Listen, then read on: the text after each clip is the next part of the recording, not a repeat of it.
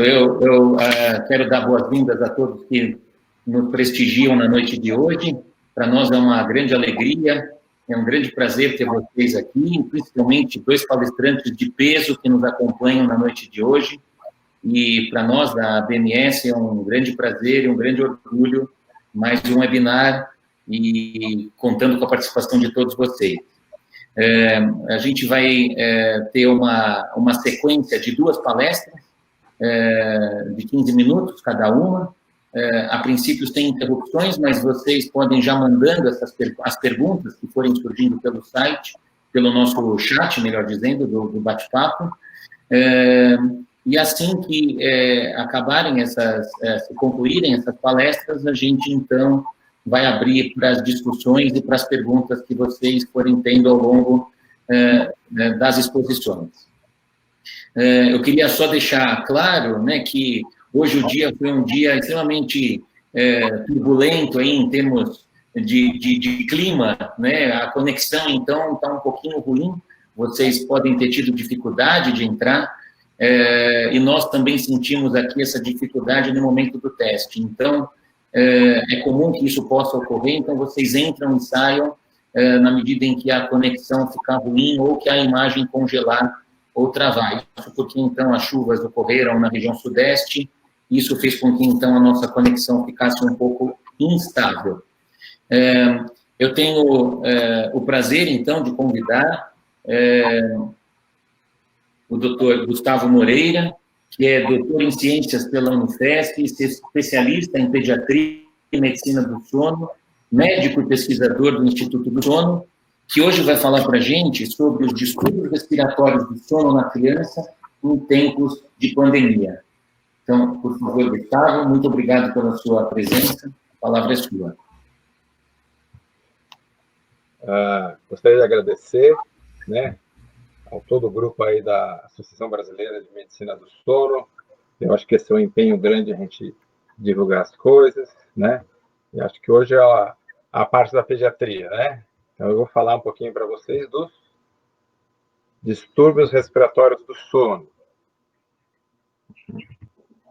Vocês estão vendo a minha apresentação? Sim. Tá bom. Então, veja, né? Eu fiquei um pouquinho preocupado com o que o Danilo falou, que eram apresentadores de peso. Eu falei, puxa, nessa pandemia eu estou comendo bastante. Eu ganhei um pouquinho de peso, mas não foi tanto peso assim, viu, Danilo? De qualquer forma, né? Relaxando aqui um pouquinho, falando um pouquinho do diagnóstico e tratamento do distúrbio respiratório do sono, nós estamos numa situação, né, muito ímpar, essa questão do isolamento social, a questão do isolamento social e mais do risco de infecção. Então, vamos falar um pouquinho de como a gente faz o diagnóstico. Eu acho que essa questão principal do tratamento também tem algumas coisas. Bem, isso é uma novidade para vocês. O que começou lá na China se espalhou para o mundo de uma forma intensa. E apesar de ser uma doença que é mais prevalente, né, em termos de morbidade e mortalidade nos adultos, a gente também tem pneumonia, típico dos adultos, alterações bilaterais em crianças, e também tem a doença de Kawasaki, uma síndrome de inflamatória, certo? Ó, esses são os dados da Itália, região de Bergamo. Veja a descrição antes de 2020 de Kawasaki. Aí, de repente, em 2020, nos primeiros meses, eles tiveram descrição enorme de um Kawasaki-like. Então, parece que... E já se sabia que Kawasaki é induzido por alguns vírus, coronavírus, inclusive, outros vírus, mas aqui ficou. Então, e aí a população pediátrica que é mais afetada é crianças entre 1 e 5 anos. Mas, principalmente, veja, gravidade, severidade, principalmente nas crianças menores do que 1 ano. Então, esse é um grupo que a gente tem que pensar bem se vale a pena trazer para o laboratório do sono ou fazer um procedimento. Realmente é um grupo que tem que ficar mais protegido da população pediátrica. Por outro lado, as outras crianças, né, não tem nada. Os protocolos de pediatria estão vazios, porque as crianças estão em casa, então os outros vírus respiratórios não estão circulando, mas, de qualquer forma, a gente tem que saber essa diferença aí da pediatria em relação aos coronavírus. A maioria das crianças maiores, adolescentes, vão ter menos morbidade quando infectados pelo SARS-CoV-2. E veja, a gente tem esse novo paradigma de telemedicina, mas a gente faz telemedicina, ou pelo menos pelo telefone, por muito tempo.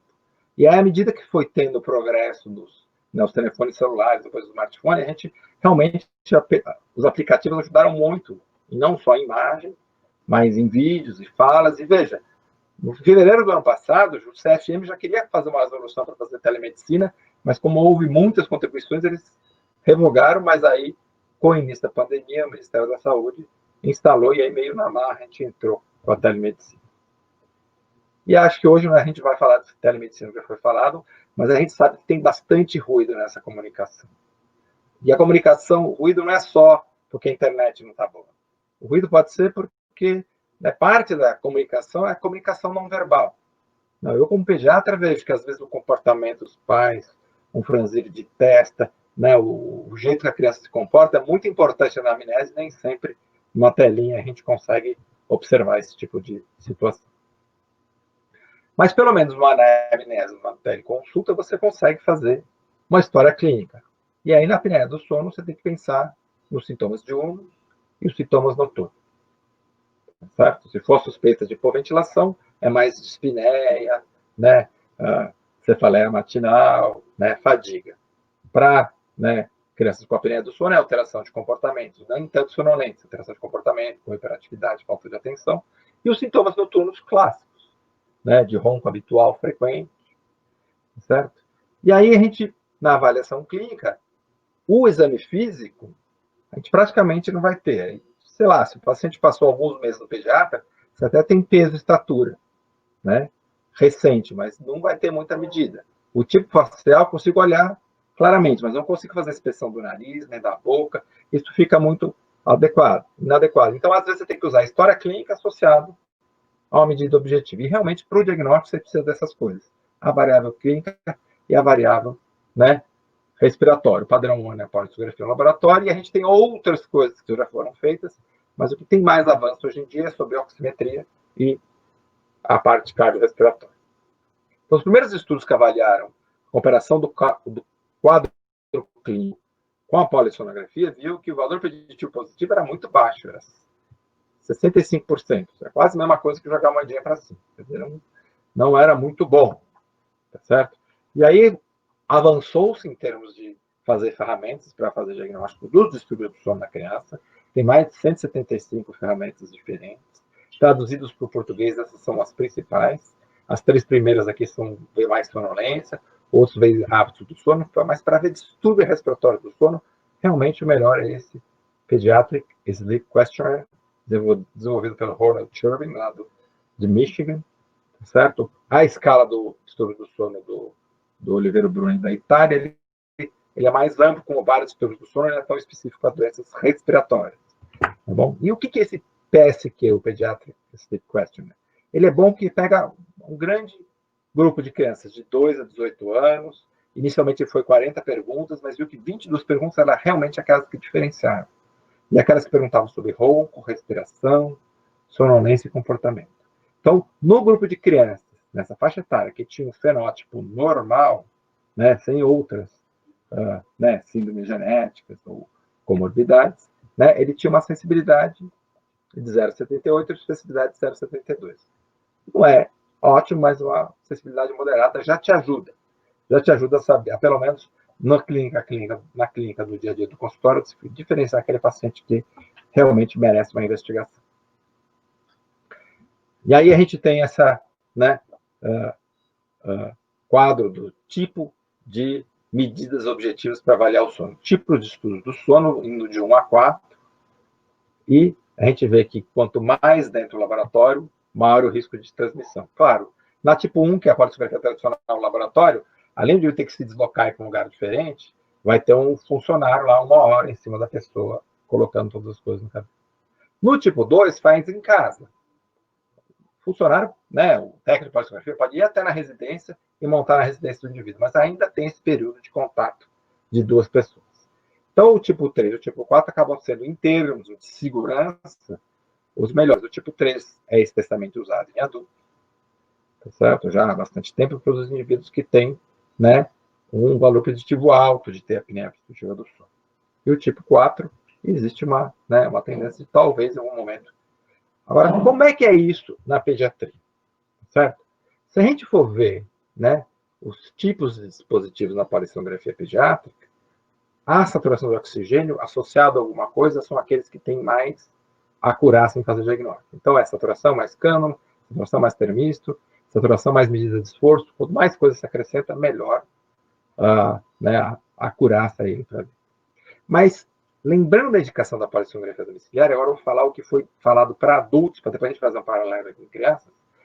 Para você fazer a poligrafia, e agora eu estou falando poligrafia, veja quanto é medida de sono, né? Poligrafia domiciliar, você precisa de uma avaliação clínica para o especialista. E esse vai fazer naquele paciente que tem alta probabilidade de pré-teste de ter apneia obstrutiva do sono. Então, na criança, a criança que tem um ronco habitual, é um ronco frequente, mais de 4 vezes por semana, e mais uma coisa associada, ou um sintoma diurno, ou que ela tem apneia presenciada, alguma coisa que chama a atenção. E aí você vai achar isso aqui dependendo do que ele te vem, da demografia, dos fatores predisponentes. Mas o que é demografia em criança? No adulto é clássico. Homem, obeso, meia-idade, né, talvez uma alteração craniofacial. Na criança, né, está muito associado ao aumento das amígdalas e aderóides, que você não vai conseguir ver na teleconsulta. Então, na realidade, você tem que pegar aqueles que são mais claros. Né? Se tiver alguma dismorfismo facial, se tiver uma história de rinite alérgica, e principalmente se tiver obesidade.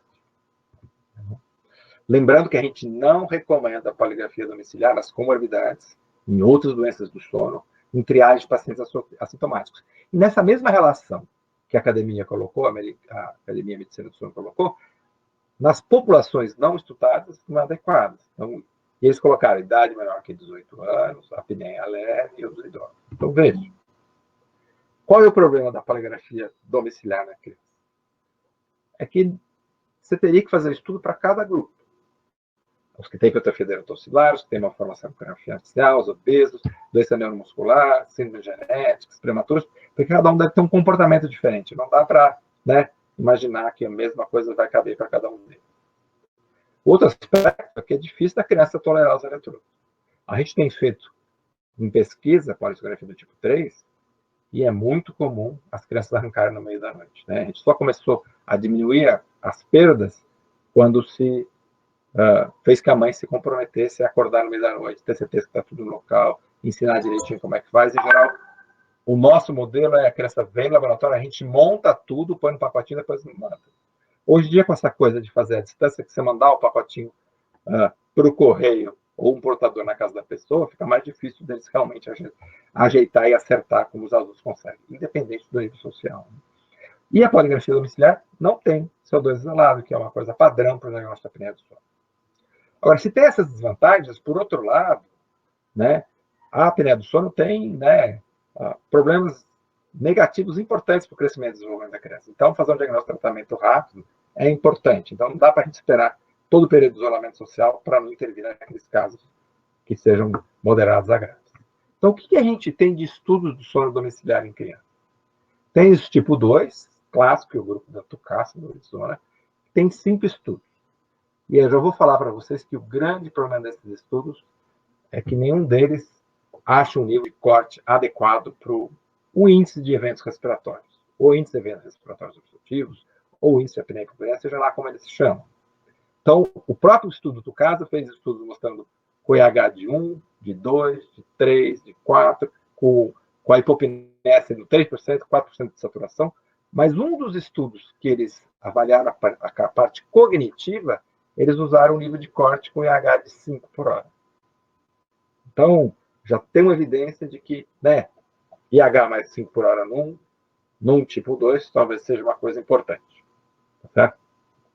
Nos estudos do tipo 3, né, tem 19 estudos já publicados. Então, não tem pouca coisa. Mas a grande maioria deles fiz o teste e vi que funciona. Tem um alemão que achou inútil, que não achou que não ajuda em nada. 3 estudos em grupos específicos. 2 com síndrome de Down, com doença neuromuscular. E doença neuromuscular já se faz oximetria há muito tempo. Então, de repente, ele tem o seu uso. Uma meta-análise, mas a meta-análise era um estudo do tipo 2, um do tipo 3 e 2 do tipo 3. E aí os trabalhos originais colocavam o IH de 5 e de 3 e ele no final pôs IH de 1. Então, a meta-análise que tem um certo problema porque tem um N pequeno de indivíduos. E na realidade temos 4 estudos que fazem comparação com o padrão ouro. Seria poligrafia domiciliar tipo 3, e a polissomografia tipo 1 no laboratório. Aqui tem 3 deles relacionados.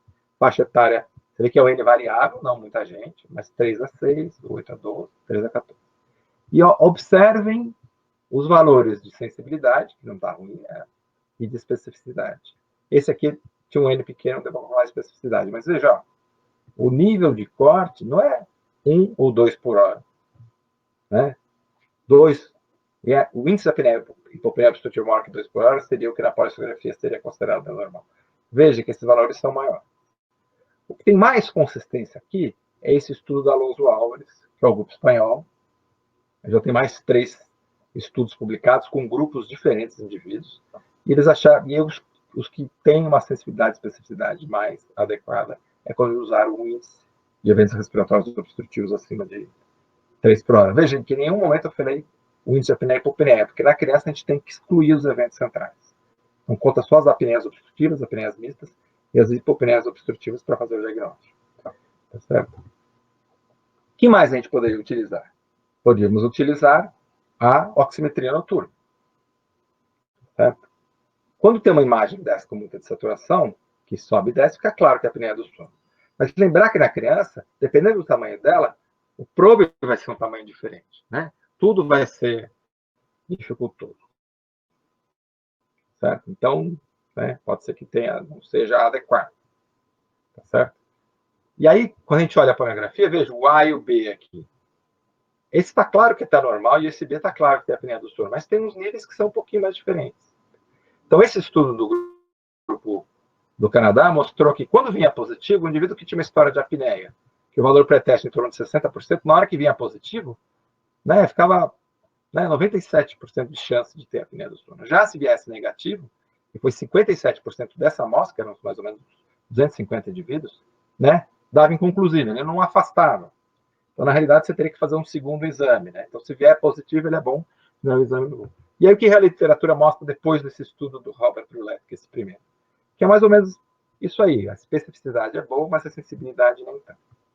E aí, o que a gente tem de novo, esses 2 estudos, esse foi feito no laboratório, muito centro, esse já é em casa, em que você tem inteligência artificial, que não é exatamente esse oxímetro que tem no mercado, que ele mede só mais rápido a saturação. Ele faz a avaliação da curva de onda, a avaliação da frequência cardíaca, tem todo um algoritmo diferente de inteligência artificial, que aí realmente melhora a sensibilidade e especificidade. Veja, a área embaixo da curva de 0,87, quer dizer, se a gente conseguir isso, realmente pode ser para o grupo de crianças, né, pelo menos que tem apneia, né, do sono por fenótipo normal, seja uma coisa adequada. E o tratamento? Que eu já estou me estendendo aqui demais. O tratamento, a adenotoncelectomia, é o principal tratamento da apneia obstrutiva do sono da criança. Se for um caso grave, né, independente do fator de risco, doença muscular, obesidade, ela é o primeiro tratamento. Então, em algum momento vai ter que ter uma exposição aqui para avaliar essa criança. A não ser que você já venha acompanhando essa criança, ela já operou, você vai pensar em outra coisa. Ou você acha que é um quadro mais leve, de repente, podemos usar um anti-inflamatório. Seja um anti-inflamatório, um corticoide nasal ou inibidores leucotrienos, tá certo? As evidências só não são fortes em termos de melhorar a parte cognitiva, melhora a parte respiratória, né? A parte da expansão maxilar também é um tratamento que vai envolver um contato com o profissional, no caso o dentista, mas não é uma situação que vai ter tanto aerossol, né? Porque não tem aquela coisa do dentista de ficar mais colocar as plaquinhas. Então, uma outra opção.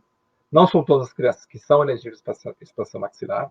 Às vezes, na inspecção na televisão, você pode ver isso, se você estiver lá no computador, senão vai precisar de avaliação para fazer. E o CPAP, a gente lembrar que é uma situação de exceção.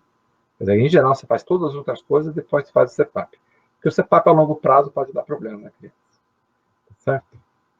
Se for fazer indicação de pressão positiva, identificar as crianças que têm de risco. Então, crianças menores que 1 ano, as obesas, doenças crônicas, são aquelas que têm mais chances de ter Covid. Então, realmente, você tem que tomar cuidado nesses pacientes. E quando você vai indicar? Tem sintomas, né? Um problema durante o dia e pelo menos um índice, né? Um índice de eventos obstrutivos maior que 5 por hora.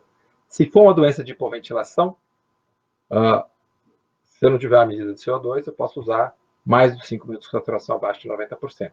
Se for um caso clássico, então o paciente tem uma doença neuromuscular, né, tem fraqueza muscular, tem sintomas de dispneia, né, falta de ar, e aí, né, eu não consigo fazer espirometria, porque não podemos fazer espirometria que solta muito aerossol.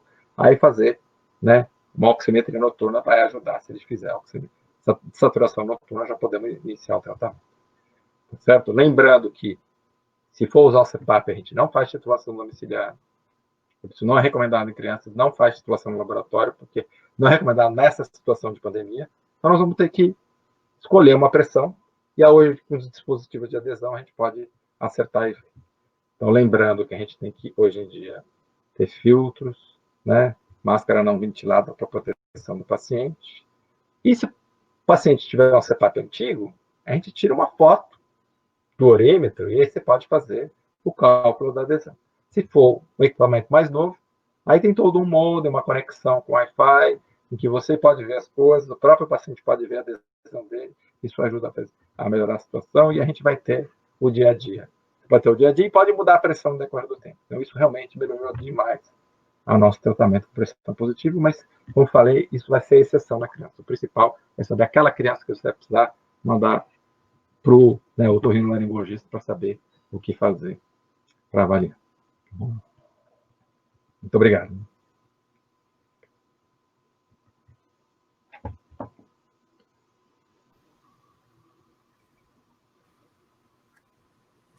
Obrigada, doutor Gustavo, pela apresentação.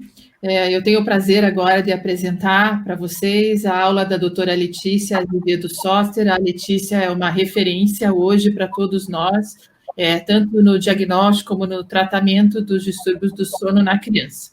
A doutora Letícia ela é responsável pelo serviço de sono infantil do Instituto da Criança do Hospital das Clínicas da Faculdade de Medicina, e também é neurofisiologista do Hospital Albert Einstein e da Alta Diagnóstica. A Letícia hoje vai falar para a gente sobre insônia na criança. Estão vendo minha tela? Sim. Deixa eu apresentar aqui. Bom, primeiro, obrigada pelo convite, obrigada a todos.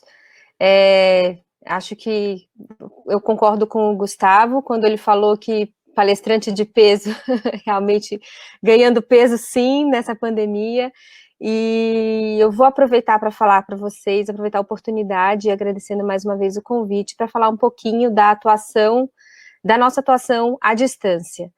Para mim ficou um pouco mais fácil, porque a insônia tem seu aspecto mais clínico e menos de exame físico, mas eu vou falar um pouquinho para vocês sobre ela, e não só sobre a insônia, mas como a gente vai lidar com essa insônia.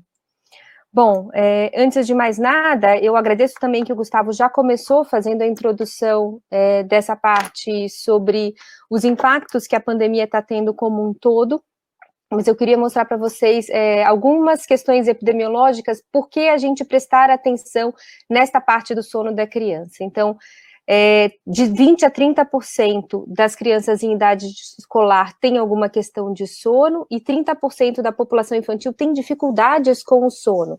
E eles podem se manifestar de várias formas. Não frequentemente, a gente tende a deixar isso para um outro momento, a gente tende a deixar isso, depois, ou isso passa, isso muitas vezes é até passado em consultórios de pediatria por colegas, e a gente sempre tem muito cuidado, e eu sempre tenho cuidado de chamar atenção para esse ponto, de se a gente deve ou não deve intervir ou pensar nessas questões de comportamento relacionado ao sono. Então, queria trazer para vocês esse primeiro trabalho, são só alguns trabalhos exemplos, mas queria mostrar essa relação exatamente da importância de se fazer alguma coisa. Então, esse é um caso que viram crianças com alteração de comportamento, e eles a gente já tem esse dado de que existe uma relação de restrição de sono e alteração de atenção e performance cognitiva. É muito difícil a gente conseguir comprovar isso, porque os testes neurológicos e a questão neuropsiquiátrica é muito difícil de comprovar, porque alguns testes, por exemplo, atencionais, são muito difíceis de serem aplicados na criança e que tenham resultados com o impacto, por exemplo, que tem no adulto. Então, é isso também que falha em vários trabalhos, quando a gente tenta comprovar a eficácia de um tratamento respiratório para o sono, por exemplo, se ele é tão eficaz ou não é tão eficaz nessas medidas neurocomportamentais. Mas esse trabalho é bastante interessante porque ele avaliou 280 crianças com essa média de idade, ele fez actigrafia, o questionário do sono Bruni, que o Gustavo acabou de citar, e o SNAP-4, que é uma escala que a gente costuma fazer para screening de TDAH. Então, as crianças que tinham mais tempo de sono, né, menor tempo de sono, menor do que 7,7 horas, tinham maior pontuação nessa escala para TDAH. Não significa que elas tenham TDAH, mas tem sintomas de desatenção, hiperatividade e impulsividade. E assim, depois de muitas análises estatísticas, é um estudo bem robusto, ele mostra que menor tempo de sono e dificuldade em sono tem, claro, mais risco de apresentar sintomas de desatenção e irritabilidade, mas eles são muito difíceis de serem comprovados. Um outro ponto que a gente tem que pensar é que muitas vezes não é uma questão de uma noite, isso geralmente é uma questão de várias noites, e que isso pode alterar áreas específicas do funcionamento cognitivo. E assim, por quais mecanismos? Principalmente por 3 mecanismos. Primeiro, o mecanismo da vigilância. Então, a gente tem menos vigilância, maior despertabilidade, e esse impacto afeta toda a cognição. Um estudo com residentes de medicina mostra que o aumento da vigilância também piora a fatigabilidade e os pensamentos negativos. O que é isso? Frente a uma situação, ele tende a ter uma resposta mais negativa ou olhar aquilo com olhos mais negativos do que positivos.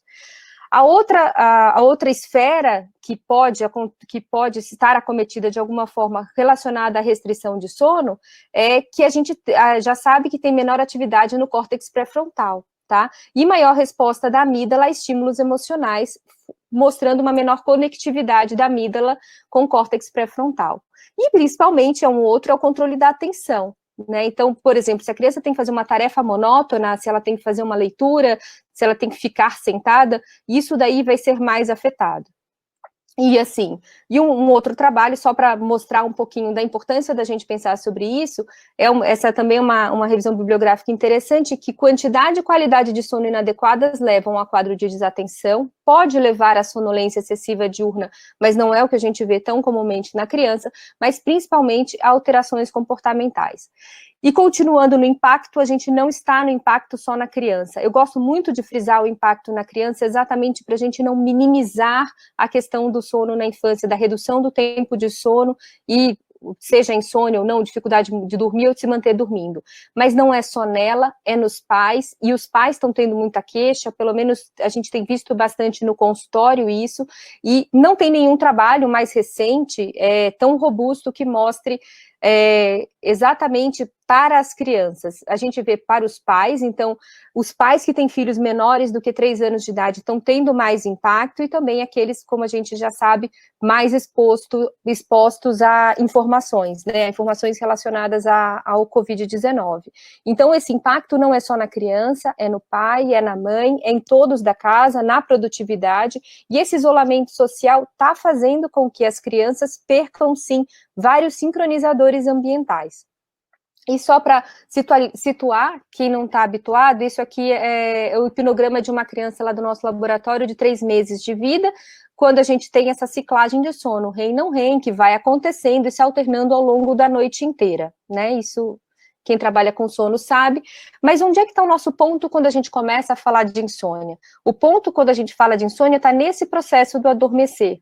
E esse processo é constituído de uma forma relativamente simplista, por 3 processos anteriores. O primeiro dele é o processo homeostático, que é um processo que é resultante deste acúmulo de cansaço. Quem é o acúmulo do cansaço? Aqui é uma sinapse neural, o acúmulo do cansaço é a quebra do ATP, né, em ADP, então ele vai ter adenosina, vai liberar essa adenosina, e essa adenosina no espaço extracelular, ela vai precisar ser recaptada, recomposta, para virar um novo ATP, ou seja, uma nova energia. Então esse é o crescimento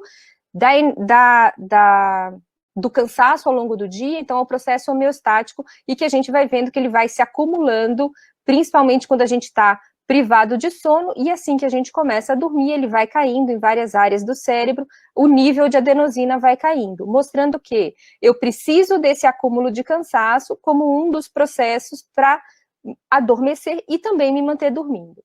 O segundo é o processo circadiano. Quem é o processo circadiano? São todos os nossos sincronizadores ambientais. Começando, eu vou falar da maior das vedetes, que é a melatonina, que a luminosidade é captada pelas células ganglionares que ficam aqui na retina, vai passando pelo trato retino-hipotalâmico, desce na medula, gânglio cervical, e ele sobe para a pineal. E aqui, a pineal vai liberar ou não liberar a melatonina de acordo com essa sinalização ambiental. Mas lembrando que não é apenas a melatonina que tem um padrão circadiano. A adenosina a gente já está vendo que vai caindo, mas o cortisol, adrenalina, serotonina, grelina, leptina, todos têm esse padrão também. Então, todos esses hormônios dependem da nossa ciclicidade circadiana e sincronização circadiana. Juntando as nossas duas informações, então, eu preciso de um cansaço para aumentar meu drive do sono, ao passo que eu também preciso de um favorecimento circadiano. Então, eu tenho uma alta pressão de sono aqui, uma baixa pressão de sono aqui. O que está acontecendo atualmente com boa parte das crianças? Eu não tenho mais esse crescimento do cansaço porque não estou indo para a escola, porque estou em casa fechada, porque eu não consigo correr, eu não consigo andar. Com relação ao circadiano, a minha exposição solar está reduzida, toda a sequência de eventos que acontece no meu dia também está reduzido, isso está fazendo com que eu também tenha uma desregulação desse drive circadiano. Então, se eu não tenho essa sincronização, fica mais difícil para eu adormecer. E aí, o terceiro componente do nosso adormecer é importante, que esse comportamento e lida com estresse e ansiedade, vai ganhar um pior momento. Primeiro que muitas vezes a criança não sabe adormecer. Ou ela dorme vencida pelo cansaço, aquele nosso tripé, componente homeostático, componente circadiano e componente comportamental. O comportamento ou é uma mamada, ou o comportamento é o pai e a mãe que colocam para balançar num carrinho, ou que aí acaba mexendo com o sistema vestibular, a criança fica um pouquinho tonta, ou o comportamento é chorar, ficar muito cansado e acabar adormecendo. Então, do nosso tripé, a gente já está com duas pernas meio bambas, e a gente tem uma terceira que as crianças muitas vezes não conseguem, não sabem adormecer, não sabem dormir. Bom, então, os nossos três componentes para o adormecer podem estar contribuindo, e eles estão enfraquecidos nesse momento, assim, a gente não está conseguindo o máximo deles, podem determinar uma dificuldade de iniciar o sono.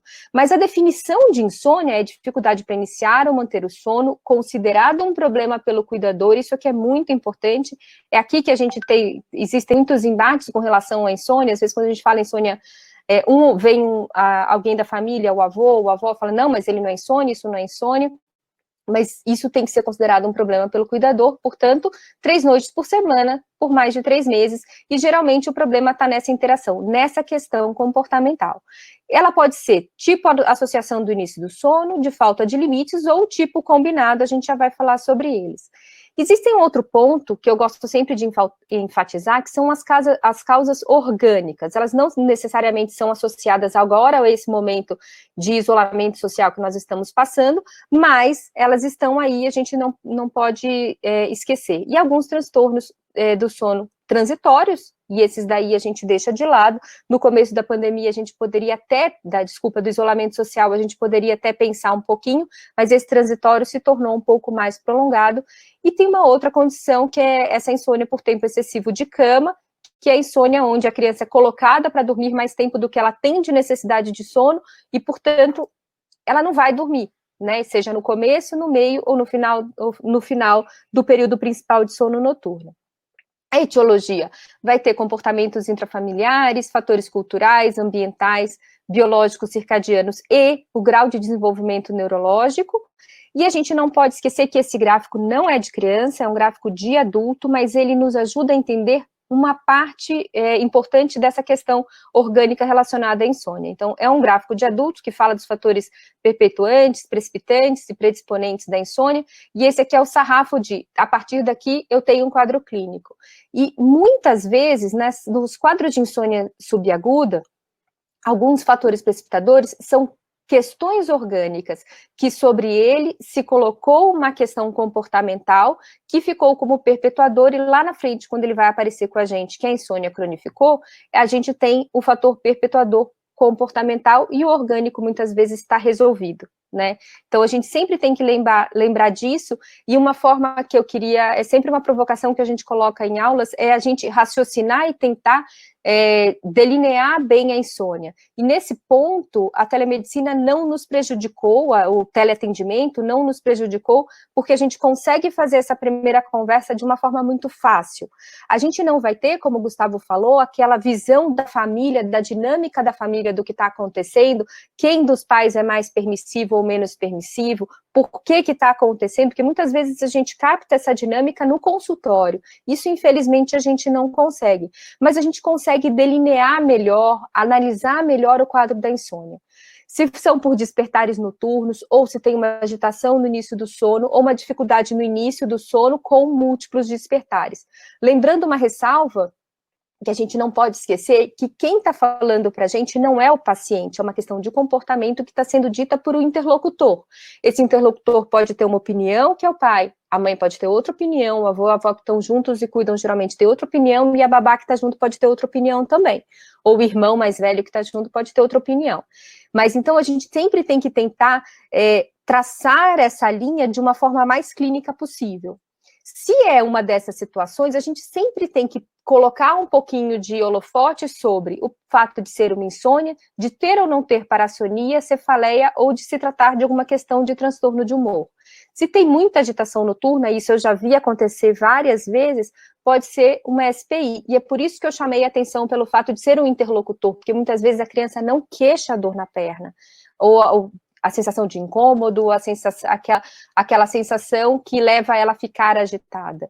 E quando a gente tem múltiplos despertares, essas questões de atopias, intolerância ao leite, alergia à proteína do leite de vaca, ou refluxo gastroesofágico. E existem agora as interrogações de possíveis vias que possam estar levando a gente a estar com uma sintomatologia dessa forma. Exatamente porque a criança não queixa queimação, a criança não vai ter uma queixa tão clara quanto a do adulto. Esse tipo de avaliação já foi feito em alguns trabalhos, mas um dos primeiros que publicou isso foi esse trabalho do Bruni, também com o Ferri, que tentaram colocar essa correlação de como é a apresentação clínica da insônia e essa correlação com possibilidades de sintomas clínicos que podem não estar bem descritos numa primeira história. Então, no momento em que a gente está com muita ferramenta online que a gente possa fazer, vale a pena a gente fazer uma abordagem mais estruturada, passando por toda essa parte de avaliar sintomas clínicos. E é claro que uma coisa que nunca vai deixar passar é a faixa etária. É óbvio que uma insônia numa criança de 1 ano tem muito mais probabilidade de ser associação, por exemplo, com aleitamento. Mas aí eu não estou falando de peito, eu estou falando de mamadeira, com leite, a criança geralmente de 6 meses em diante, ou com cólicas, ou com alergias alimentares. Já a criança de 1 ano escolar, ela está testando seus limites, ela quer saber o limite. E o adolescente tem a questão da dependência de estimulantes, a gente está piorando bastante a higiene do sono, a falta da pressão social de acordar para ir para a escola. Não, nem entro na seara do horário, mas a falta dessa pressão social de acordar está fazendo que aquele atraso fisiológico do início da liberação da melatonina vá se acentuando cada vez mais, e os adolescentes, pelo menos os que eu tenho contato como pacientes, seja em qualquer unidade que eu trabalhe, eles estão tendendo a empurrar mais ainda o sono deles, e em qualquer momento, induzido pelo ambiente associado a condições médicas. E, bom, a gente falando daquele tripé que a gente começou dizendo, pensando no processo homeostático e circadiano, a gente consegue resolver isso relativamente fácil com orientações gerais de higiene do sono, uma rotina consistente e horários regulares. Então, esses 2 primeiros itens a gente coloca na conta da higiene do sono e dos horários regulares. Mas a parte comportamental, aquele nosso terceiro item, não adianta, e já tem muito estudo mostrando isso, que higiene do sono isolada é muito difícil de tratar a insônia. Se eu tenho um problema só de higiene, um problema de horário, um problema de articulação dos horários nas 24 horas, você resolvendo isso, provavelmente você vai ter uma boa melhora. Mas se não, se existe aquela questão comportamental, você precisa usar técnicas comportamentais. Então, para a gente começar, a gente sempre tem que pensar no diagnóstico e tratamento específico de condições clínicas. Se a gente precisa fazer isso, a gente pode ter que pedir algum tipo de exame, nem sempre a gente precisa, mas a gente pode ter que pedir algum tipo de exame. E aí cai na mesma situação que o Gustavo acabou de falar, o que é mais provável de você conseguir fazer com o menor contato possível. E o tratamento comportamental ou medicamentoso, essas são as técnicas comportamentais, então a extinção, educação e prevenção através dos pais, para modular essa cognição deles, e é muito consenso que extinção gradual, rotina positiva de horários programados são bons. Mas é importante que a gente faça isso, bom, antes de mais nada, existe também, obviamente, uma forma da gente entrar com farmacoterapia, dependendo como está o caso, se a dificuldade é adormecer com múltiplos despertares, você viu que tem alguma questão orgânica, você acaba entrando com farmacoterapia, sendo que a primeira, e essas são as principalmente usadas, mas a primeira opção nunca vai ser farmacoterapia, sempre vai ser um plano de tratamento comportamental. Então, para desenvolver esse plano, isso a gente consegue fazer numa consulta online, primeiro reconhecer que tem múltiplas etiologias e a gente precisa fazer uma boa anamnese, uma ótima anamnese. Então, isso aqui que é muito importante, a anamnese da insônia. Então, as condições que ela dorme, como é que os pais respondem, qual é a expectativa dos pais, a dinâmica e a opinião deles, e faz uma sequência de abordagem. Como é que eu sugiro, e é assim que a gente ensina para os residentes, assim, a primeira consulta você faz até o fio do cabelo. Isso a gente consegue fazer online. A gente dificilmente vai precisar de um exame físico muito específico ou detalhado, tá? Então, faz uma história muito detalhada, dá um diário de sono, esse diário você também pode disponibilizar pela plataforma oficial que você está usando, sempre com uma comunicação oficial. Então, um diário tanto quantitativo quanto qualitativo, eles são bastante úteis nesse momento, porque aí eles preenchem, depois eles mandam de volta esse diário. Esse aqui é um exemplo de diário quantitativo, e numa segunda consulta você já vai tentando afastar atopias, alergias alimentares, definir os papéis dos pais. Nessa segunda consulta, seria muito melhor se fosse presencial, porque você complementa com o exame físico, se você teve que fazer, se você teve uma suspeita ou outra suspeita na primeira consulta. Então, você consegue fazer uma primeira abordagem, e a segunda abordagem sendo de preferência presencial. E assim, a gente vai determinar um tratamento dependendo da faixa etária, e é óbvio que a técnica comportamental de 0 a 11 meses vai ser muito diferente para crianças de 11 anos. Eu vou passar bem rapidamente por cada uma. Até 11 meses é, num geral, avaliar a questão materna e psicoeducação dos pais, e a rotina positiva. De 1 a 3 anos, principalmente abordar a expectativa realidade e também essa rotina positiva. Existe uma ferramenta que é muito boa, que também pode ser usada online, que é você fornecer materiais de informação. Os pais carecem muito desses materiais estruturados de informação. Esse é um livrinho muito interessante que eu passo para os pais, a autora que a Maria Laura, ela disponibilizou, falou que pode passar para os pais, tem PDF, então a gente termina a consulta e passa esses livros de orientações para os pais, o sono da criança como um geral.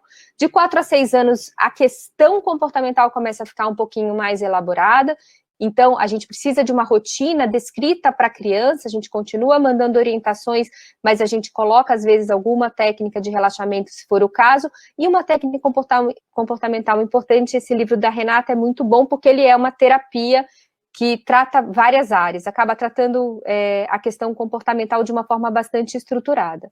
De 7 a 10 anos, a criança precisa ser mais envolvida, né? Então, tem vários livros que a gente usa também o informativo. Então, assim que a gente acaba fazendo. Por quê?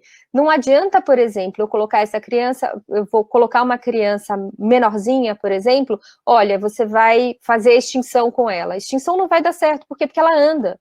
Numa criança não verbal, não adianta você também tentar aplicar o envolvimento dela no processo. Então, extinção é para as crianças muito pequenininhas. Na outra, ou você tenta extinção gradual, ou você tem que envolvê-la no processo, né? E a gente começa nessa idade também, né, acima de 11 anos, principalmente a técnicas de relaxamento e fazer uso de mindfulness.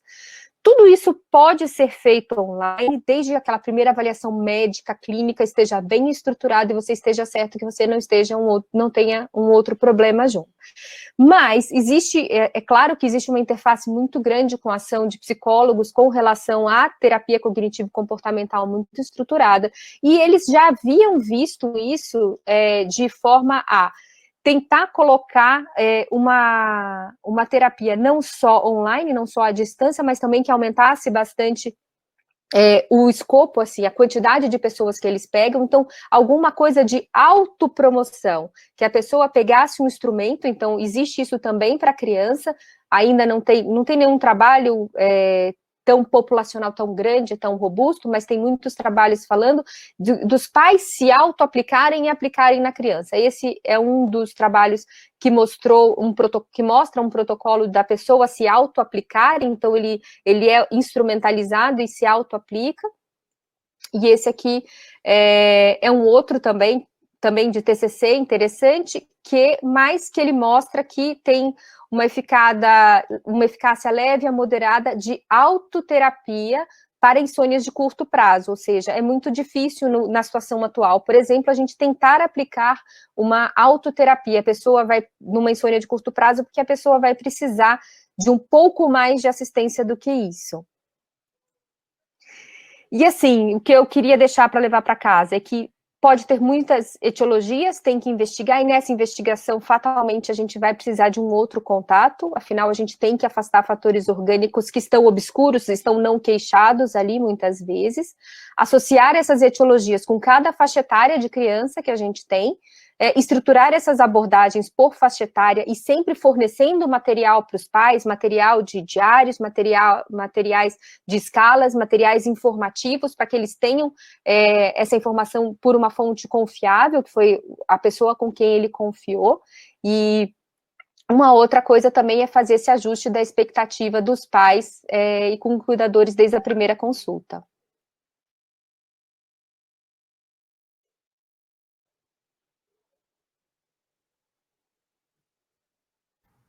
Passei muito do tempo?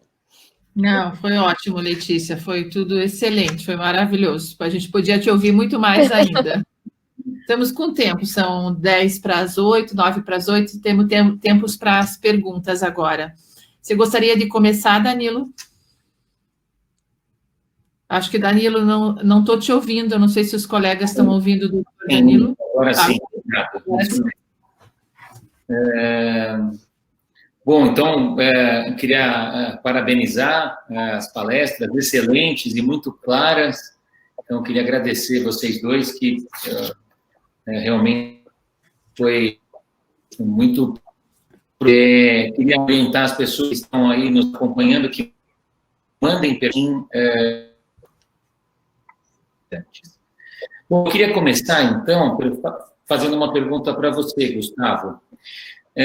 A respeito da fisiopatologia dessas crianças com apneia obstrutiva do sono. No caso, a gente tem a possibilidade, então, dessas crianças terem fatores anatômicos envolvidos, e muitas vezes vem para nós, otorrinos, esses perfis de pacientes, com hipertrofias adenomidalianas, e muitas vezes a gente tem que considerar alterações também crâniofaciais envolvidas, e aí a possibilidade, então, de logo após uma cirurgia de adenotonsilectomia, essa criança muitas vezes faz também avaliação com dentistas para se fazer a expansão rápida de maxila. E aí a gente tem que aventar outras possibilidades também para a apneia do sono na criança, né? Como, por exemplo, fatores hormonais, fatores genéticos envolvidos. E dentro dessa possibilidade existem os fatores neuromusculares também, que normalmente estão associados a patologias como as paralisias cerebrais e as distrofias, né? E você é uma autoridade no assunto aí, tem um ambulatório que tem talvez o maior número de pacientes com essa etiologia neuromuscular, e O que eu queria saber de você, Gustavo, seria entender se existem, se você já aventou possibilidade dessas crianças, não com patologias sindrômicas, não com patologias assim bem esclarecidas do ponto de vista de distrofias, mas assim como hoje nós temos um raciocínio da parte do adulto a respeito dos fenótipos e endótipos da apneia do sono, quer dizer, eu vou avaliar aquele paciente que, teoricamente, não tem uma amígdala grande, que, teoricamente, não tem uma alteração craniofacial importante, e que, de repente, eu peço uma polissonografia e vem um índice de apneia bem elevado, né? E aí, uma das possibilidades de eu entender a fisiopatologia desse paciente é, talvez, aumentar a possibilidade daqueles 4 grandes endótipos da apneia do sono, que é um deles, o fator neuromuscular envolvido. Então, a pergunta que eu te faço você vê como uma possibilidade fisiopatológica o fator neuromuscular na criança, mesmo sem uma patologia conhecida como uma paralisia cerebral ou uma distrofia muscular, para dar para ela, então, aquela possibilidade de justificar uma polissonografia que eu peço para essa criança, né? Normalmente a gente pede as polissonografias para a criança quando a gente acha que tem alguma coisa incongruente do ponto de vista do exame físico, né? Eu olho lá, não tem uma amígdala grande, uma criança agitada, com sintomas importantes, e ela faz a polissonografia e vem uma baita apneia. E eu estou falando ali com um índice estourado mesmo, acima de 10 mesmo. E aí a minha pergunta eu posso, então, ter como uma base fisiopatológica o fator neuromuscular para essas crianças? Bem, excelente pergunta. Antes de mais nada, eu queria pedir desculpas, que parece que eu estou na penumbra, mas eu estou na penumbra mesmo. Aí uma árvore aqui do lado da minha casa e a luz do celular que vocês estão vendo. Então, não é nada de diferente aqui, mas até engraçado. Em relação à fisiopatologia da apneia do sono, eu acho que você pensar nesse binômio. É uma questão anatômica, que a via aérea está estreita, ou você tem uma alteração neuromuscular. Então, as doenças neuromusculares, paralisia cerebral de um lado, e de outro lado, né, a questão do tamanho da via aérea, seja porque é ocupada por amígdala, ou por obesidade, ou porque, né, tem, né, um crescimento craniofacial pequeno. O que acontece na criança, quando tem assim, genética, essas coisas se misturam. Por exemplo, uma criança com polissacaridose tem uma língua grande, tem infiltração da faringe, tem a amígdala adenoide grande e também tem alteração neurológica. Outro fator neurológico que a gente não pensa não é só o músculo que está fraco. Às vezes, a resposta neural da abertura da via aérea está atrasada. Certo? Então, essa pergunta foi interessante, porque chegamos um pouquinho de luz aqui, melhorou a situação. Nós chegamos a fazer esse estudo quando eu estava lá nos Estados Unidos com a Carol Marcos, em que a gente via colapsibilidade de vias aéreas. E a gente pegou justamente crianças que fizeram a cirurgia de amígdalas adenoides e ainda persistiam com a apneia do sono. E essas crianças tinham uma colapsibilidade de vias aéreas maior. Em geral, um adulto tem uma via aérea muito mais colapsada do que uma criança. Mas a criança também tinha colapsibilidade. Uma dessas crianças, a gente até fez ressonância de vias aéreas. E, pasme, ela tinha um arnoquiário do tipo 1. Então, às vezes, é uma questão neural, às vezes é uma questão neuromuscular. Mas eu acho que a grande maioria das crianças que têm apneia do sono, a questão vai ser uma questão anatômica. Você tem que começar pensando no tecido adenotonsilar, tá certo? Se tiver uma via aérea pequena, às vezes, né, a intervenção do dentista vai ajudar a melhorar o tamanho da via aérea, né? E aqueles casos que não melhoram, né, são aqueles casos que vão precisar do CPAP, e aí, às vezes, vale a pena uma investigação um pouquinho maior, porque, às vezes, tem alguma outra coisa que pode melhorar. E a polissonografia, diferente dos exames que a gente faz, exame físico, ou mesmo exame que o Torrino faz, que é uma visão mais anatômica, é uma visão mais fisiológica, né? Então, eles acabam sendo complementares, né? Em algum momento, na grande maioria dos pacientes, talvez você não precise de exame mais apurado, mas em alguns momentos ele vai ser necessário, principalmente aqueles pacientes que, né, não respondem. Perfeito, Gustavo. E eu queria fazer uma pergunta também para a Letícia, e aproveitando uma pergunta que já tem aqui da Bruna Machado também, emendando a pergunta dela. Eu queria, então, falar de uma faixa específica, Letícia, para que a gente, então, não fique muito plural aí na sua resposta. Então, vamos pegar uma fatia, assim, por exemplo, então, das crianças de 1 a 3 anos, e partindo do pressuposto que essas crianças, então, não têm nenhuma patologia conhecida, quer dizer, eu já olhei, então, tudo aquilo do ponto de vista otorrinolaringológico, ela não tem rinite, não tem uma hipertrofia adenomidaliana, a gente já averigou essa questão do fator S, do fator C também, que parece que correm dentro do normal, ela tem uma produção ótima de melatonina, enfim. Eu quero conversar com você a respeito só dos fatores comportamentais para essa criança, né? E aí, é aquela criança que chega, os pais, na verdade, chegam no teu consultório dizendo, doutora, meu filho não dorme. Nós já tentamos todas as técnicas, nananenê, os arquivos, já li, já fiz de tudo, plantamos bananeira, e não dorme. Né? Ela não dorme, a gente já tentou de tudo, e a gente lá no consultório fala, mas vocês dormem junto com a criança? Vocês diminuem os ruídos, enfim. E você não está, nesse primeiro momento, então, averiguando uma possibilidade de alterações comportamentais familiares.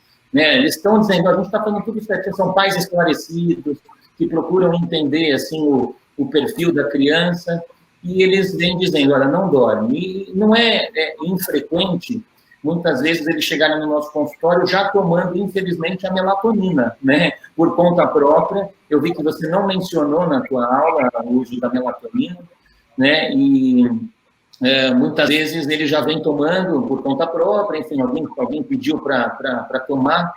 E a pergunta é, então, qual é, talvez, a melhor forma de abordagem nesse caso de uma neuropediatra, de uma neurofisiologista, nesse momento de dicas importantes para esse comportamento adequado da criança?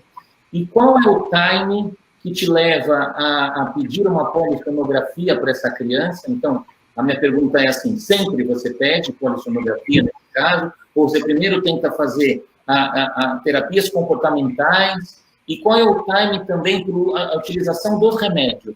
Né? Então, qual é, assim, você vai falar, não, gente, não é por aí o uso da melatonina, eu vou querer entender melhor, quero mudar a medicação. Então, por onde você caminha nesse momento em que você está diante dessa criança, sem grandes alterações patológicas visíveis, e por onde você articula esse momento da polissonografia, o momento de entrar com a medicação, e como se faz esse ajuste adequado comportamental? Desculpa a pergunta ser muito ampla, é só para a gente tentar falar um pouquinho de cada instância. Tá, eu vou começar com a resposta mais fácil, que é quando pedir a polissonografia, quase nunca. Quase nunca. Quase nunca. Quando é que eu vou pedir? Quando eu acho que tem outra coisa.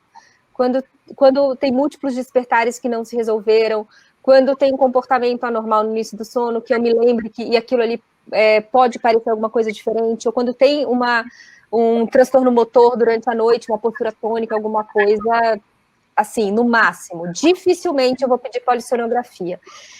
Na verdade, Danilo, o que a gente mais recebe no consultório são os pais falando, já fiz de tudo.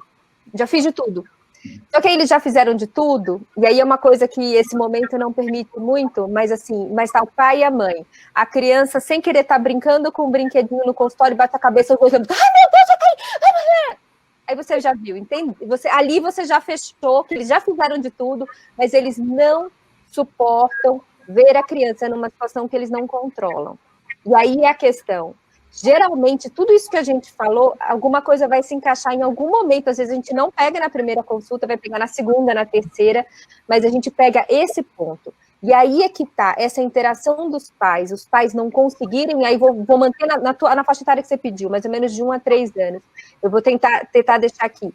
A imposição de limite é o ponto dessa faixa etária. A criança está em desenvolvimento, a gente não nasce com um cérebro desenvolvido, que está o lobo frontal, que é esse que a gente precisa de crítica, da nossa crítica social. Então, quem é a nossa crítica social é o adulto que nos acompanha.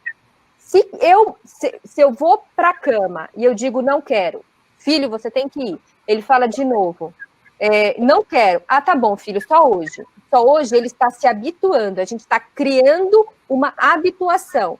Então, é isso que acontece na grande maioria dos casos. Os pais não conseguem colocar o limite porque isso os frustra de alguma forma. Claro que frustra, eu sou mãe de criança pequena, eu sei. É frustrante ficar dizendo não. Então, isso de alguma forma te frustra. Então, o que você faz? Eu resolvo rapidamente o problema cedendo a criança. Eu resolvo o meu, eu não preciso dizer não. Eu resolvo da criança que ficou feliz. E tá tudo bem. Mas aí eu não imponho o limite, eu comecei a impor. Eu também não mantenho um comportamento consistente. E aí começa também uma fase que a elaboração de conteúdos, o conteúdo que ela consegue ter ao longo do dia começa a ficar um pouquinho mais refinado. É quando ele começa a ter um pouquinho de medo noturno. Então, a gente também tem que ter cuidado que, às vezes, o medo noturno está chegando. E, então, assim, a gente tem esses dois componentes, da criança testar o limite e os pais não conseguirem impor em resposta esse limite.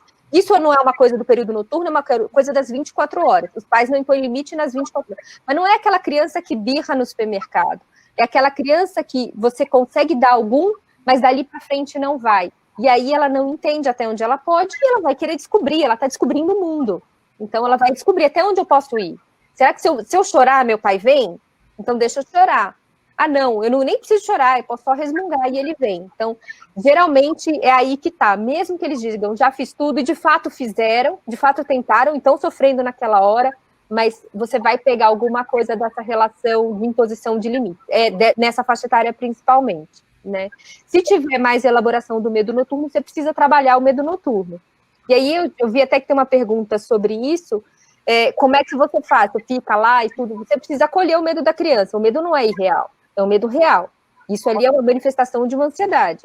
Então, o medo é super real. Você acolhe o medo. Sim, do que é o medo? Você conversa com a criança sobre isso e dá instrumentos para ela. Você pode dar uma lanterna. Olha, a gente vai estar aqui, ó, esse aqui é o bonequinho contra medo. Faz ela projetar e acreditar naquilo ali. Mas você acolhe o medo, nunca vai dizer que é uma besteira, né? Perfeito. E a medicação, ou a parte medicamentosa, quando entrar? Sim, eu entro com medicamento, é difícil, muito difícil entrar com medicamento para insônia, muito difícil mesmo. Quando é que eu entro? Quando é uma das síndromes neurológicas, aí eu tenho RET, Angelman, Smith-Magenis, todas essas que eu tenho uma liberação inadequada de melatonina, então eu tenho picos de melatonina invertidos, esses são os casos, mas aí eu estou precisando de uma sincronização circadiana, os transtornos do espectro autista também, que aí a gente precisa de um pouquinho de efeito sedativo e um pouquinho de efeito cronobiótico da melatonina, mas para insônia em normoreativos é a coisa mais difícil, Danilo, entrar. Mais difícil. Então, depois que a gente começa a fazer a terapia comportamental, aplicada à faixa etária, afastado tudo aquilo, sempre tem uma questão, corrigido tudo como você falou. Se sobra uma questão importante, geralmente eu preciso abordar os pais, falar, vocês não estão conseguindo por algum motivo impor o limite. Que motivo é esse? Vamos atrás de procurar o motivo. Então, difícil, mas é muito difícil entrar. Quando tem uma outra questão e eu acabo precisando entrar, melatonina não é minha primeira opção. Aí, geralmente, se for sono muito fragmentado, tiver algum componente de parassonia, aí eu acabo usando o L5-hidroxitriptofano, que é bem descrito para terror noturno, ou a gente que é precursor da melatonina e serotonina, ou se a criança é muito atópica, mas aí eu tenho uma condição clínica que me justifique fazer esse tratamento adjuvante. Eu sempre uso medicação como adjuvante, tá? Porque é diferente o hiperarousal do adulto, que a gente acaba tratando naquela insônia, do da criança. Né? O da criança, essa capacidade de se manter hipervigil no período da noite, ela não é tão definida. Então, a gente não precisa muito de medicamento. É difícil eu entrar em normoreativo, sabe? Perfeito. Excelente. Que bom, eu vou aproveitar então agora, né, o gancho, vou ver, estamos tendo uma participação muito ativa aqui pelo chat, algumas perguntas muito boas. Então, eu vi que nós temos uma pergunta relacionada a diagnóstico aqui, e eu vou estar fazendo, então, para a Letícia e depois para o doutor Gustavo também. Doutora Letícia, o João Borges, ele pergunta aqui, ele gostaria de saber qual é o índice de despertares breves considerado normal para a criança? uma vez que a gente não tem isso ainda estabelecido na literatura, né, provavelmente. O que a gente tem mais são os trabalhos da Carole Marcos, aquela compilação de trabalhos, então ele pergunta a sua opinião em relação a isso. Eles acabam sendo, não é um índice que eu acabe usando muito quando eu não estou falando, por exemplo, de apneia, tá? Quando a gente não está vendo a apneia, e realmente até na criança, Gustavo pode falar também melhor, a gente não vê a criança acordar muito.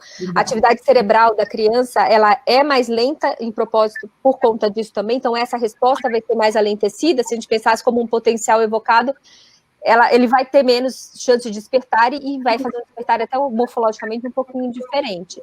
Então, a gente usa o que tem na literatura, né? Se eu fosse fazer, tenho que falar um número e não fazer, assim, uns 10, é o que a gente acaba usando.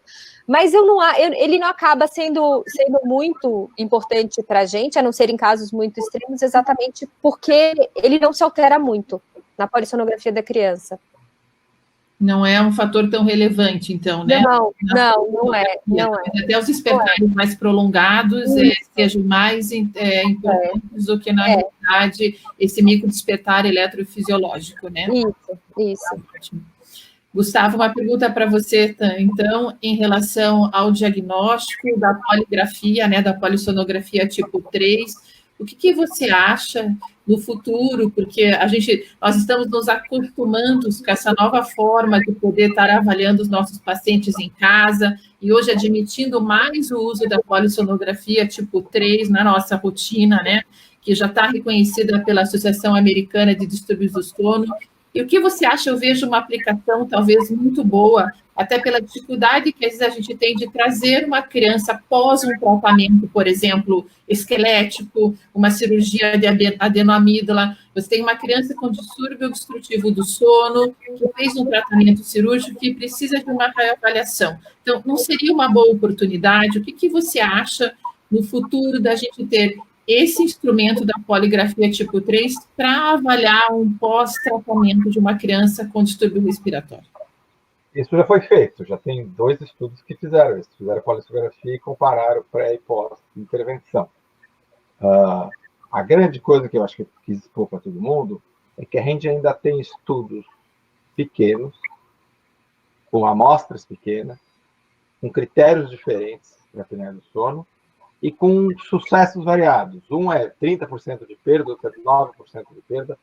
Então, quer dizer, se for entrar nessa área, realmente precisa estar num centro especializado que saiba fazer todas as coisas para evitar que tenha grande repetição. Então, respondendo a sua pergunta, eu acho que fica difícil você comparar um exame que fez no laboratório e o outro fez em casa, né? Acho que se fez o em casa e veio negativo, você não tem 100% de chance. Eu acho que a clínica é mais importante nesse caso. Mas ele, né? Agora, se você está comparando os 2, aí fica um pouquinho mais fácil de adequar. Mas o que eu acho que nós vamos precisar é saber a ferramenta que a gente está. Então, por exemplo, tem estudos que faz só pletismografia por indutância e oxímetro. Então, a pletismografia por indutância, se tiver paradoxal, você sabe se o evento obstrutivo é central. Ou cânula nasal em uma cinta, ou 2 cintas e o oxímetro. O oxímetro é o par principal. Então, e eu acho que aí cada centro vai ter sua experiência para cada sistema e saber como eles funcionam. Eu acho que e a curva de crescimento, eu acho que ela é bem grande, assim, demora um pouquinho para se acertar, principalmente porque na criança, de 1 ano é diferente de 4 anos, diferente de 7 anos de um adolescente. Né? Quer dizer, ainda tem não só ferramenta diferente, como tem as diferenças para cada idade. E é interessante essa questão que você falou, de que são, na realidade, exames diferentes, né? E o que a gente vê hoje em dia, a dificuldade que a gente tem, às vezes, de trazer esse pequeno paciente para o consultório para avaliar um tratamento, e que é importante, né? Principalmente as crianças que têm um quadro um pouco mais grave e tal. Então, eventualmente, seria um gancho, uma possibilidade da gente conseguir trazer essa criança para uma avaliação. E acho que até salientando aqui, né, que a poligrafia tipo 3 não deve ser, não sei se é a opinião de todos vocês também, de análise automática, né, mas a gente priorizar a análise de todos os eventos, olhar, né, tela por tela, não usar análise automática do equipamento.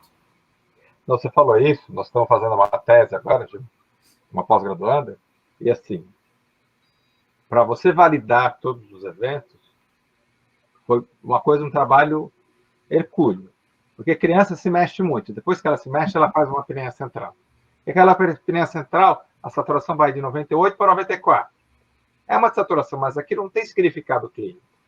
E aí, às vezes, ela se mexe, parece que é uma hipopneia. Então, você tem que saber, na hora que você tem um traçado, excluir aqueles momentos que claramente a criança se mexeu e artefato, tá certo? Então, realmente, essa coisa de ver o automático vai superestimar demais e realmente você vai, né, errar na análise. Perfeito. Vamos priorizar, então, aqui mais algumas perguntas. Eu vou pegar uma pergunta da Lívia Gonzaga para você, Letícia. Eu acho que, basicamente, você já falou sobre a insônia nesses saltos do desenvolvimento e qual idade você acha que isso é mais comum e talvez mais marcado, né? Porque você falou que cada grupo de idades vão tendo. Eu acho que aqui a colega quer saber, assim, qual seria talvez o mais marcante? O mais o adolescente, ou o pré-puberty, ou talvez mais nessas mudanças efetivas, assim, de 1 a 3, de 4 a 6? O que marca mais? Na primeira infância, o que mais marca é o desenvolvimento motor. Então, o controle de tonos de tronco, a possibilidade de ficar em pé com apoio, a deambulação. Então, isso daí modifica muito a forma que a insônia se apresenta, né? A questão da criança não mamar mais, se bem que hoje em dia está mamando até mais tarde, mas tem crianças de 4, 5 anos que ainda usam mamadeira, assim, eu recebo bastante no consultório. Então, isso daí acaba se alongando e não sendo tão apenas da faixa etária. Mas, assim, os marcos do desenvolvimento motor, né? Um pouco também do desenvolvimento cognitivo, mas muito mais do desenvolvimento motor. E o fato da adolescência também, daquela alteração da liberação de melatonina, do atraso do pico de liberação e da maior resistência ao acúmulo de adenosina que o adolescente tem, né? Fora o aspecto psicossocial que ele tem também. Então, ele tem uma tríade de questão lá. Mas ele é principalmente na primeira infância. Então, assim, desenvolvimento motor, ele vai ter um sustento bom de tronco lá para 6, 7 meses, sem precisar apoiar. Lá para 1 ano vai conseguir ficar em pé, trocar os passos já fica em pé com apoio com uns 10 meses, mais ou menos. Então, isso começa a mudar a forma de apresentação da insônia. E sim, a criança... Os pais podem achar que ela passou a ter insônia desde ali, mas não. Se os pais mantiverem um comportamento consistente e em posição de limites, isso daí tem pouco impacto. Vai passar 2, 3 dias da descoberta da criança, depois vai. Perfeito. Ficou bem claro. E eu queria fazer uma pergunta da Giane Viana, também para os dois, eu queria que o Gustavo também respondesse. A Letícia pode começar, a respeito do sonambulismo, que fica mais evidente nessa época. Então, eu queria que vocês pudessem ponderar também aquilo que seria talvez os gatilhos para o sonambulismo na infância, né? A gente sabe que isso vai aparecendo num determinado momento e a tendência é isso ir diminuindo com o avançar da idade, né? Mas do ponto de vista respiratório, o Gustavo pode comentar também o quanto isso seria um gatilho para o sonambulismo, principalmente os pacientes com alterações como hipertrofia adenomidaliana, e você, Letícia, falar um pouco a respeito dessa pandemia que nós estamos vivendo, o quanto isso pode ser absorvido para as crianças, né, o quanto elas levam isso para a cama, e pode ser um fator de gatilho e ser isso mais facilmente desencadeado aí o sonambulismo. As parassonias, elas têm um componente genético muito importante. Então, o componente familiar, né, é muito importante na determinação da parassonia, não vai ter...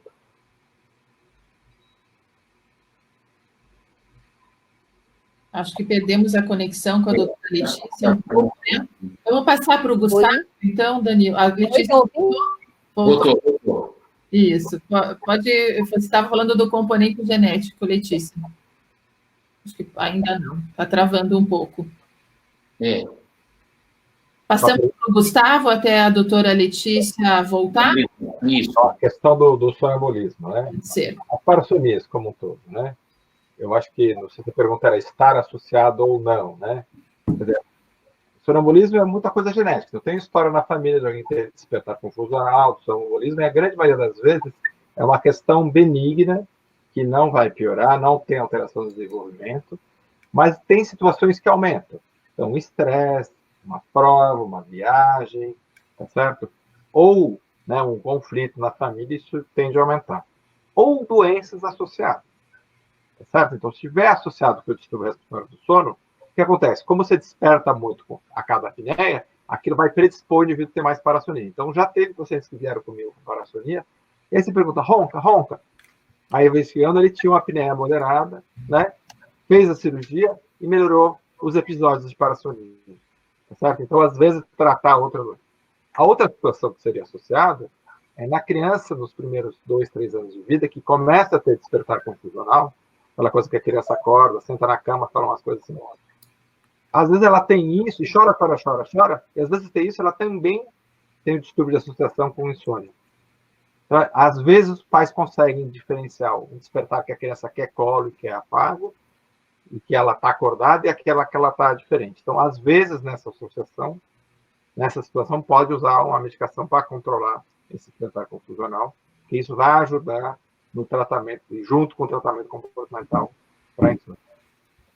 Perfeito, Gustavo. Excelente, excelente. Era isso que eu queria ouvir de você mesmo. Excelente. Letícia, está de volta? Voltei. Você estava falando do componente genético. Uhum. Eu não sei o que o Gustavo já falou, para não repetir o que o Gustavo falou. Mas, assim, existe esse componente genético que é importante, existe o comportamento ao longo do dia, qualquer coisa que instabilize o sono, seja a criança ficar mais ansiosa, ou então ter interrupções, seja propneia ou qualquer questão clínica que interrompa o sono da criança, ela vai ser mais propensa a apresentar um episódio de parassonia, né, se ela tiver genética para isso, isso for o que ela acontece. Mas o que a gente está vendo agora dessa coisa ansiedade, pandemia, está sendo o aumento dos pesadelos. As crianças estão tendo mais pesadelos. Elas estão expostas a muita informação, às vezes a TV fica em casa, os pais estão assistindo, e eles veem, e as crianças vêm falando, não posso fazer por causa do vírus, porque o coronavírus virou um fantasminha para elas, né? Então, isso que a gente está vendo aumentar. Eu não estou vendo aumentar tanto o sonambulismo assim, mas pesadelos eu estou vendo.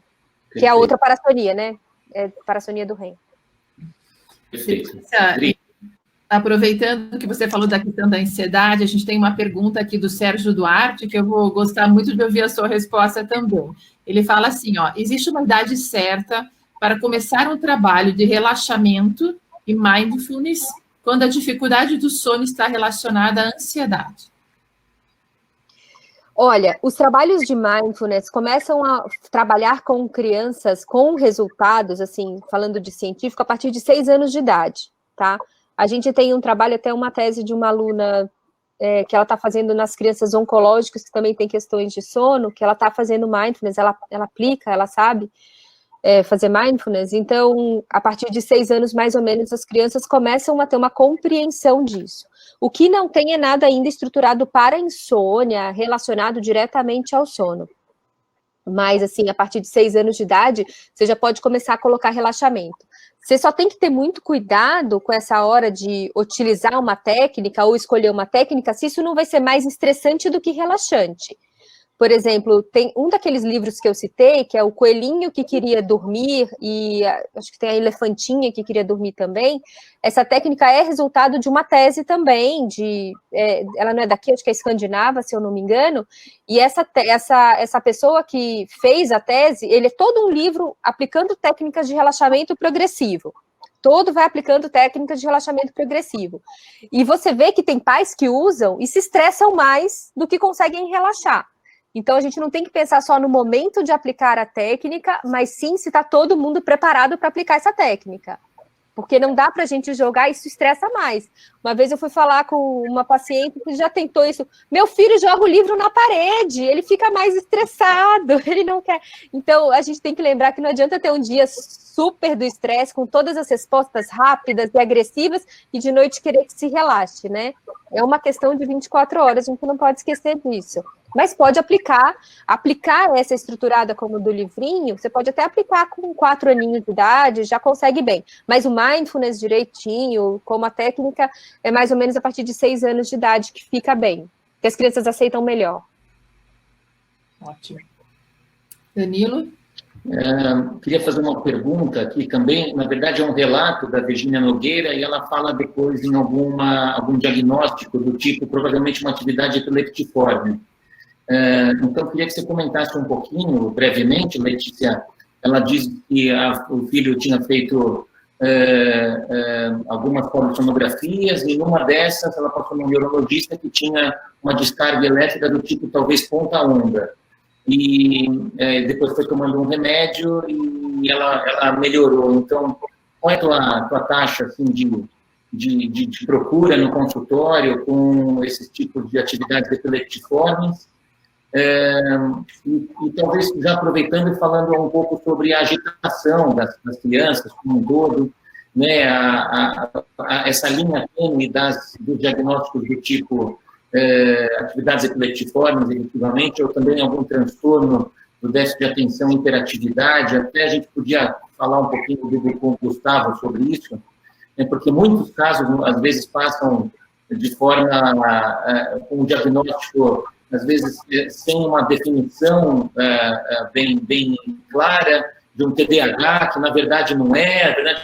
Era uma atividade epileptiforme, a polissonografia não tinha identificado, e de repente também tinha uma hipertrofia adenomidaliana, e aí foi feita a cirurgia, e esse caso, na verdade, melhorou. Enfim, quando que você, Letícia e Gustavo, dão, de fato, esses diagnósticos e tem resolução no consultório de vocês? Tá, eu vou começar com essa questão da polissonografia do laboratório. Primeiro, você tem que confiar muito no laboratório, tá? Tem que ser uma pessoa bem acostumada a laudar a criança. A incidência de, por exemplo, complexos K, que são facilmente confundíveis, muitas vezes, com um elemento epileptiforme, dependendo do caso, ela é muito mais alta na criança. Então, quem não está habituado a olhar a criança pode acabar passando gato por lebre. Isso você tem que confiar no laboratório. Confiamos, esse laudo está super correto. A gente sempre vai investigar se tiver uma questão cognitiva um pouquinho maior envolvendo. Essas epilepsias...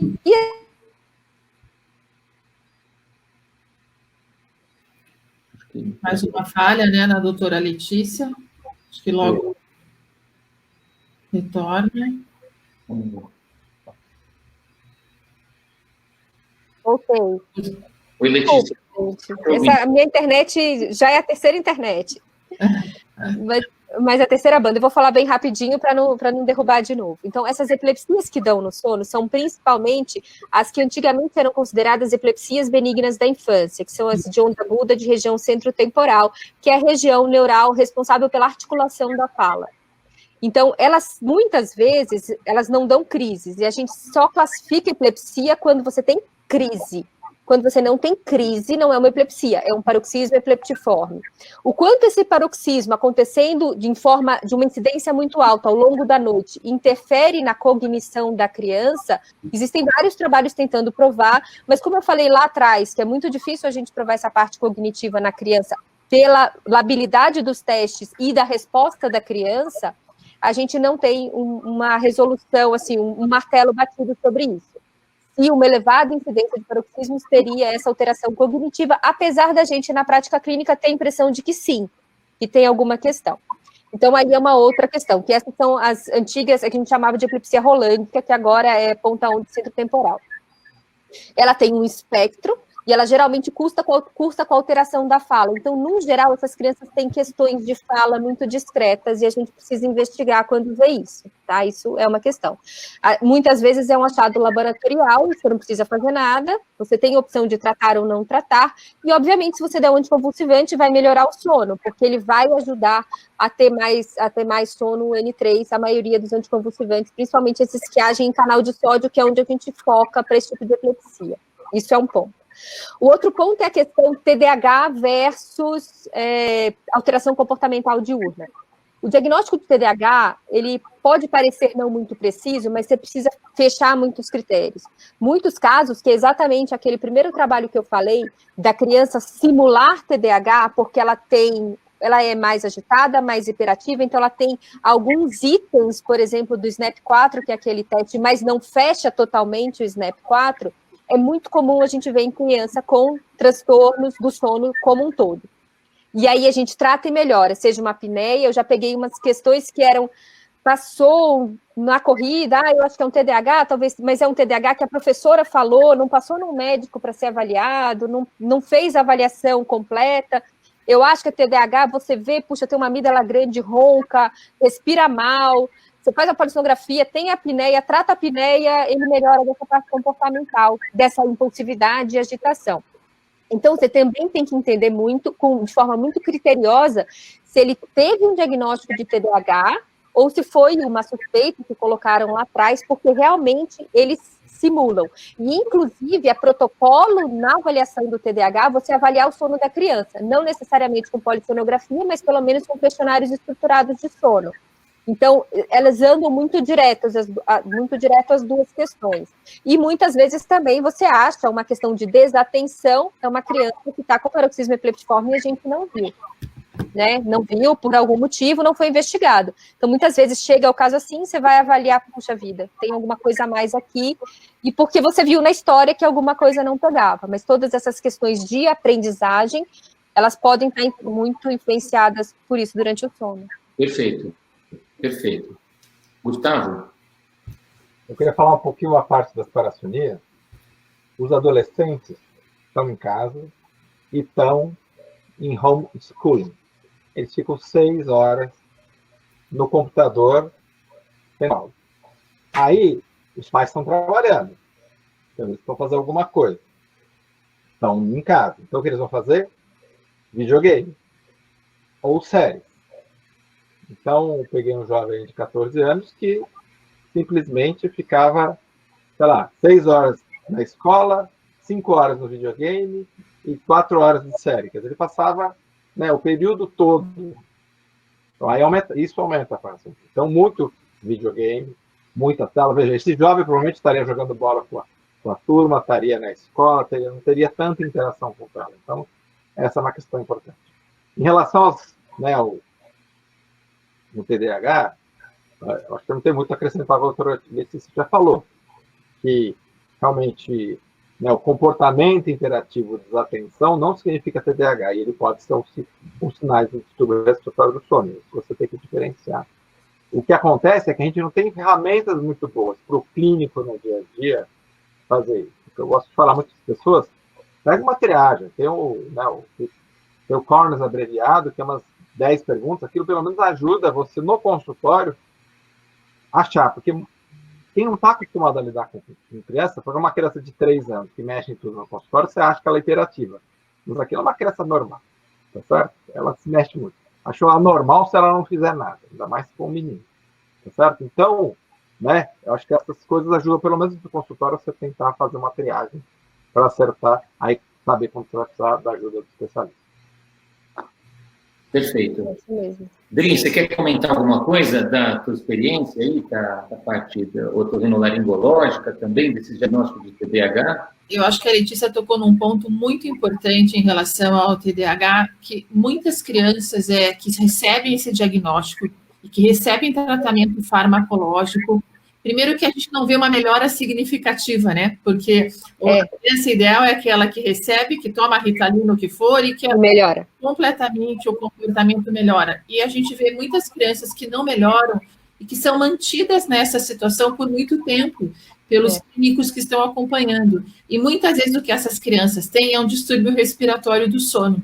São crianças que não necessariamente têm uma apneia significativa, mas têm um quadro de ronco preponderante. Então, sempre tentar relacionar. Eu acho que isso é um diagnóstico muito fácil. A história clínica traz isso para a gente muito fácil. Então, lembrar dessa questão, né? Que é realmente fazer um diagnóstico mais correto e tirar essas crianças da medicação que não é necessária e que não melhorou tanto a qualidade de vida delas. Esse é um super ponto. Se você usou a medicação e não teve um efeito muito bom, batata para você rever o diagnóstico TDAH. Isso aí.